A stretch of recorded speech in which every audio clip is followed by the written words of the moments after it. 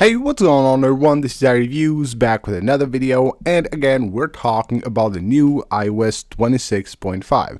A pretty good update, even though it's not as big as iOS 26.4 when it comes to new features and changes, but of course that is understandable as we're coming to the end of iOS 26, as really soon, in less than a month from now, we will have the first beta of iOS 27 released for devs, and of course later this summer also for public testers.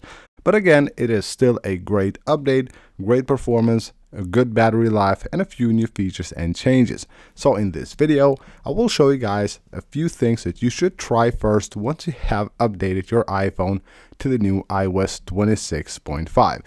Now before we get into all that, just want to ask you guys for a really quick favor. Most of you guys that watch my videos are still not subscribed to the channel, so if you enjoy the videos and you want to see more of them, please make sure to hit the subscribe button and turn on notifications. It really helps the channel a lot. Now the first thing you want to try on iOS 26.5 is notifications forwarding. This will be a really useful feature for a lot of users that don't maybe use like an Apple Watch but use another watch or other accessories that are not from Apple. Now this should be available now even outside of EU, even though I didn't get it on my device here. A lot of users are reporting that they have actually gotten notifications forwarding. It should be right here if you have them on your device. So a lot of people, again, even outside of EU, are getting notifications forwarding. I didn't get them on my device, but again, if you get them on your device, this is how they will look. Now you will have the list of devices right here. When you go to notifications, you go to notifications forwarding, it shows the list of different devices to where you can actually go ahead and forward your notifications. You select that and then you will have basically the access right here. So you will have the option here to choose which apps, basically notifications from which apps you want to forward to your device. So you can choose none or of course full access. Most likely there will be an option to also, or just right here you can see the list of the apps. You go into individual apps and choose whether you want to have notifications on or off from that app. So it will basically give you the option to choose which notifications you want to forward to your device. So I know a lot of people will have like third-party devices where they can receive notifications, and this will actually be a great new feature for everyone using like another device to which they can forward their notifications. The Maps app also has gotten a few new updates with iOS 26.5. One of them will be ads, which as you can see right here, it will highlight that it's an ad, but also you can see another feature right here called suggested places.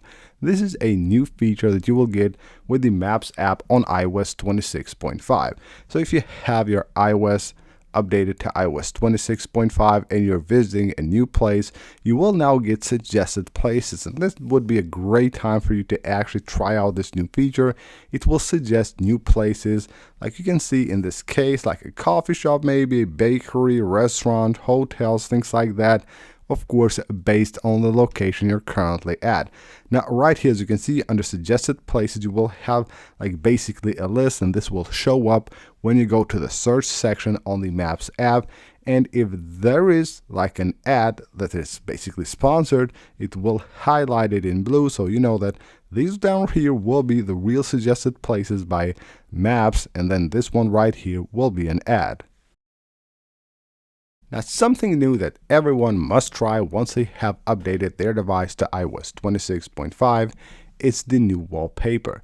It won't show like this on your device, it will show like this once you have to tap the get button, and you get this collection of wallpapers, which basically comes with 11 different like colors, so you can see right here, and the 12th one is the one that we're interested in because this is the custom one, which basically allows you to create your own wallpaper.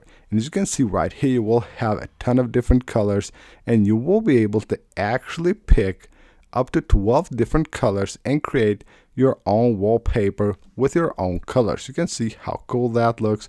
As you can see right here, it shows the number of colors that you have selected. You can see the wallpaper right here. You can go back and edit this. Even though you have selected 12 different colors, you can always remove one that you want.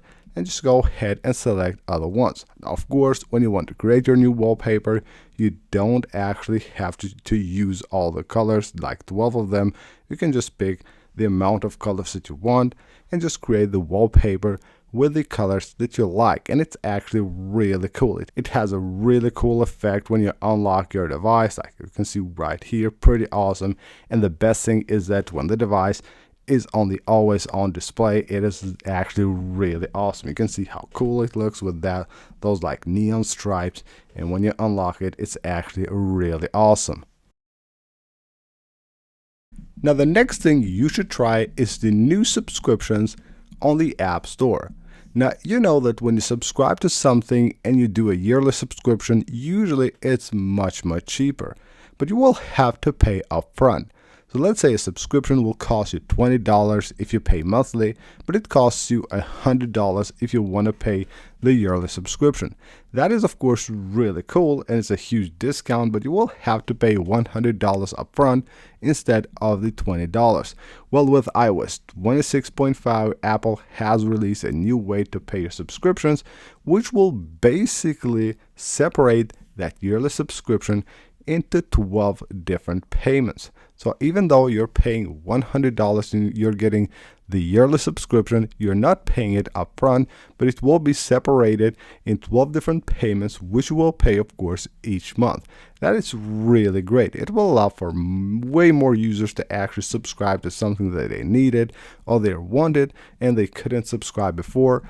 That is a really cool new way to actually pay for subscriptions and get the best deal, but still have way more time to pay instead of actually paying upfront.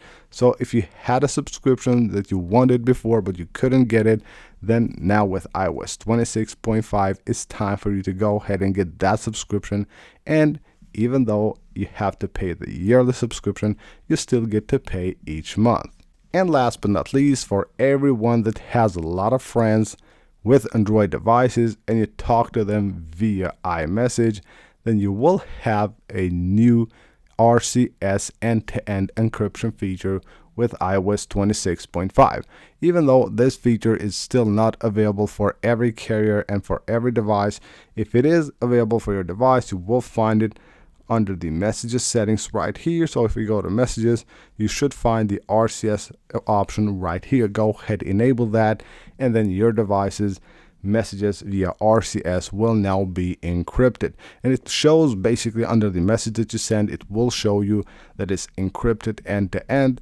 That is of course a great new feature. You get all the features of RCS, but still get your messages encrypted, which is great when it comes to privacy and security. So that's basically for this video, guys. These are 5 cool new things that you get with iOS 26.5 that I suggest you go ahead and try out once you have your device updated to the new iOS 26.5. Again, not as big as iOS 26.4 when it comes to new features and changes, but it's still a great update to have on your device. And again, most likely the last big update to iOS 26 before we move on to iOS 27. So that is it. Thank you guys for watching. Leave a like if you enjoyed the video. Of course, subscribe for more, and I'll see you on the next one.